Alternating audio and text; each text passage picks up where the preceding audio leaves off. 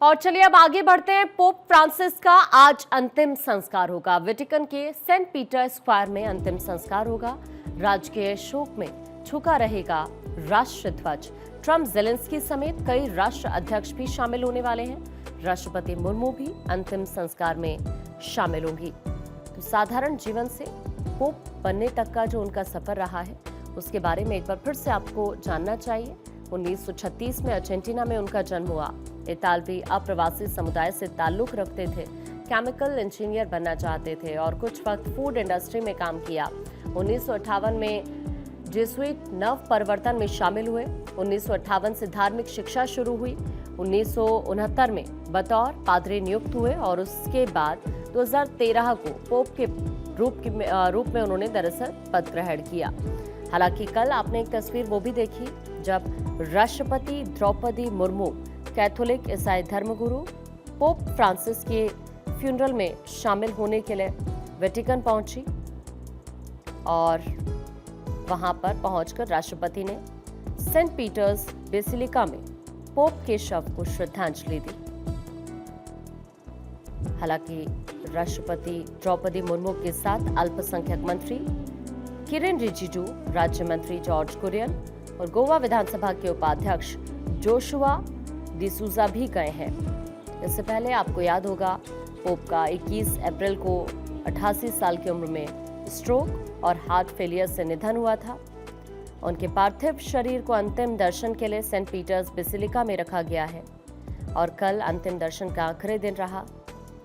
हालांकि शाम में उनके ताबूत को बंद कर दिया गया और आज पोप का अंतिम संस्कार किया जाएगा और आज अंतिम संस्कार में दुनिया भर के नेता और आम लोग जुटने वाले हैं।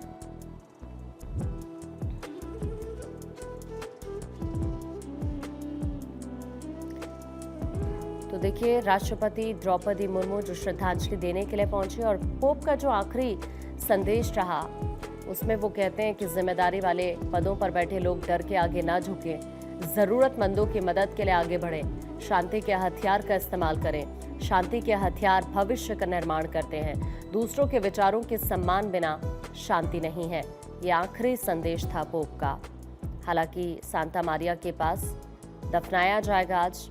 अंतिम संस्कार चूंकि आज ही है, मृत्यु के बाद 9 दिनों की शोक अवधि मनाई जाती है। रोम की प्राचीन परंपरा में नोविन डियल कहा जाता है और साल 2024 में पोप ने अपनी अंतिम इच्छा जताई थी रोम की सांता मारिया मेजर बेसिलिका में उन्हें दफनाया जाए। ये बेसिलिका उनके दिल के सबसे करीब थी, जहां पोप फ्रांसिस अक्सर प्रार्थना के लिए जाते थे।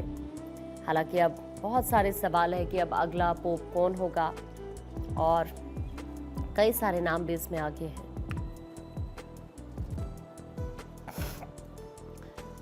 तो देखिए, आज अंतिम संस्कार होना है पोप का और राष्ट्रपति द्रौपदी मुर्मू भी यहाँ पर आज मौजूद रहने वाली हैं।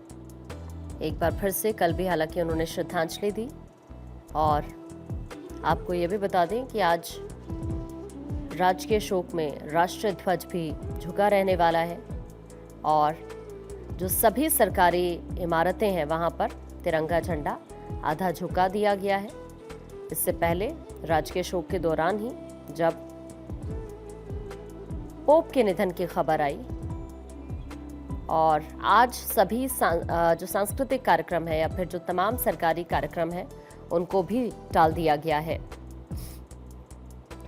क्योंकि आज तीसरा शोक दिवस है और आज ही पोप फ्रांसिस का अंतिम संस्कार होने वाला है। पोप फ्रांसिस का असली नाम जॉर्ज मारियो बर्गोलियो था। 2013 में पोप बने और इतिहास में पहले लैटिन अमेरिका पोप बने जिन्होंने चर्च का नेतृत्व किया। वो अपनी सादगी भरी जिंदगी, इंसानों से जुड़े मुद्दों पर साफ सोच और गरीबों की आवाज बनने के लिए दुनिया भर में पसंद किए गए।